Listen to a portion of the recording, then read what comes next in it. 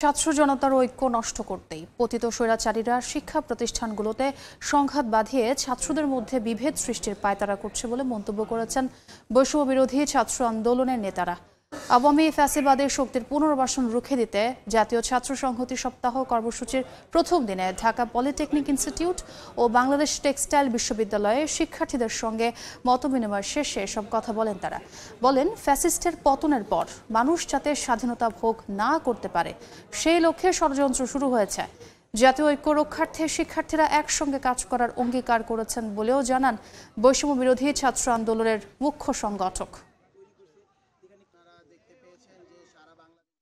বড় বড় শিক্ষা প্রতিষ্ঠানগুলোর মাঝে স্বৈরাচারীরা হলো গিয়ে আন্তঃপ্রাতিষ্ঠানিক দ্বন্দ্ব, কোন্দল এবং সংঘাত সৃষ্টি করছে। দেশি বিদেশি শক্তি আমাদের ছাত্র সমাজকে কলঙ্কিত করার চেষ্টা করছে, এদেরকে বিভাজিত করার চেষ্টা করছে।